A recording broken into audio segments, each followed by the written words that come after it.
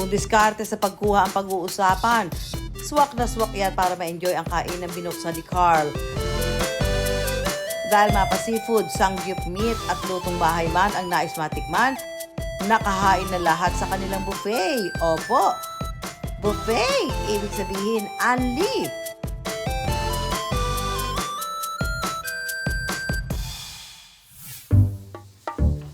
Sa kabila ng nagtataas ang presyo ng mga bilihin, lakas loob na hinain ni Carl ang negosyong one to sawa. Well, it started 2016, the idea. We actually got it from one of the international restaurants na sumikat dito sa Cebu that time. But the price was so high. So naisip namin na why not gagawa kami ng buffet pero pang masa na presyo. Mula sa iba't ibang lutong ulam at sangyup, ang madalas balikan ng kanyang mga suki, ang ibinibida nilang unli seafood.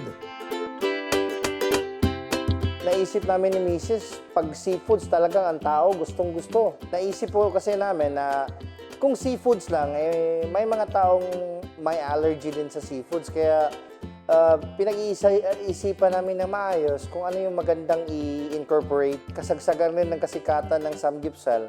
Kaya pinaghalo namin yung dalawa. Meron ding lutong Pinoy. Maliban sa iba't ibang klase ang putahe sa kanilang buffet, nasa presyong 349 lang ang bawat katao. Kaya naging matunog ito sa mga Cebuano. Siyempre, ang dami pong natutuwa. Yung iba naman, di mo mapiplease. Akala nila may pagka seafoods, merong mga lobster. Kailangan talaga na bawat araw iba-ibang klaseng putahe yung ilalagay mo. When we started, maabot po ng 500,000 po kita sa isang buwan.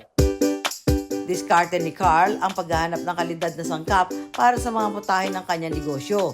Of course, you need to do more canvas kung sino yung pinakamura. Tinutukan naman ni Carl ang tamang sistema sa pagpapatakbo ng isang buffet o eat-all-you-can na kainan. Yeah, it's a bit challenging on that part, ma'am. Talagang buong gabi namin pinag-iisipan yung costing. At saka sa eat-all-you-can kasi, isang akalain ng iba, malulugi dahil eat-all-you-can nga. Pero, you know, sa ratio ng 10, 3 lang dyan na magaling kumain. Yung 7, mahilig yan sa mga rice, yung mga fillers, yung mga ganon. Damihan mo lang yung display, ma'am, kasi pag marami yung display mo, syempre. But the more choices, the more food choices, the more profit. Consistency ang isa rin daw sa kailangan sa negosyo.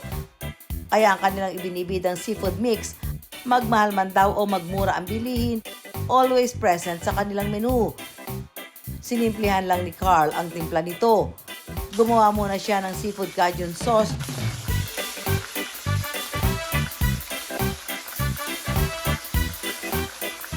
Saka lalagyan ng gata para mas maging malasa.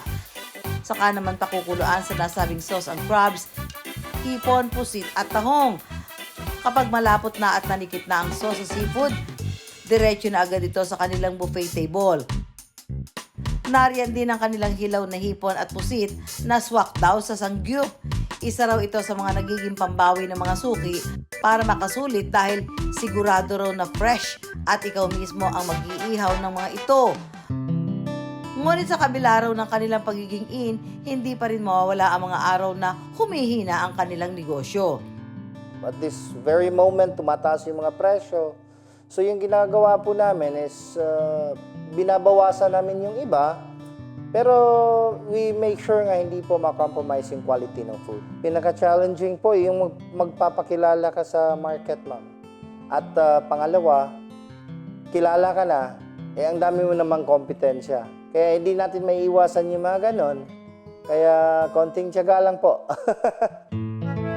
Kaya si Carl mas doble diskarte pa para magtuloy-tuloy ang kanyang kita. Kailangan mo ng consistent na marketing, ma'am. Pangalawa po is dapat innovation. Dapat magaling ka, madiskarte ka sa itsura ng mga ulam mo. Pangatlo, yung connections po. Tuloy-tuloy lang. Palagi tayong alerto sa mga bagong gimmick sa food industry. Tsaka yung customer service, papanatilihin natin maganda, maayos. Sa kasalukuyan, nagkaroon na rin sila ng branches at franchise sa Luzon, tulad sa Nueva Ecija, Bulacan at Pampanga. Katulad sa Cebu, kailangan din magkaroon ng mura at fresh na supply ng seafood ang iba't ibang branches nila. We make sure of course, na iniikot namin lagi yung mga branches na yon to make sure na naka-align yung mga sistema po namin, ma'am. Key to success din ni Carl ang mga tao niya. Dito sa Pampanga, ang katuwang niya, ang branch owner at stone manager nila.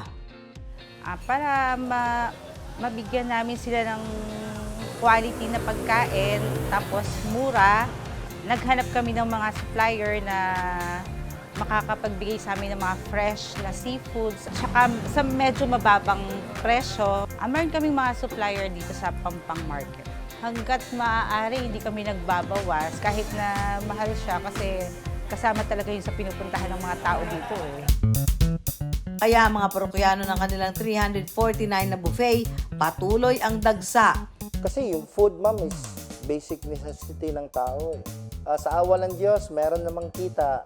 Pero hindi na po tulad dati kasi ang dami na pong kompetensya at ang dami na pong gumagaya po. Pero again, laban pa rin. Pag buffet po, kailangan po hindi bababa sa 60 katao kakain.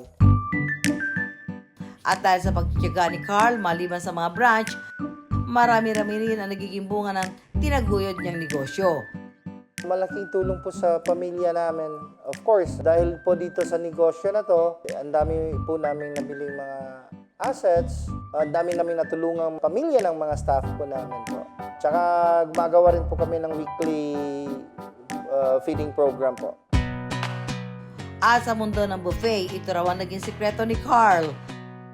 Dapat consistent po tayo sa ating marketing, sa ating customer service. Pag-aaralan po natin kung saan po tayo weak at dapat natin i-improve yung mga bagay na yan. Ang buffet kasi, ma'am, kailangan mong consistency. Pag hindi mo makuha yung sistema, pag gagawa ka ng sarili mong sistema, magkakaproblema talaga.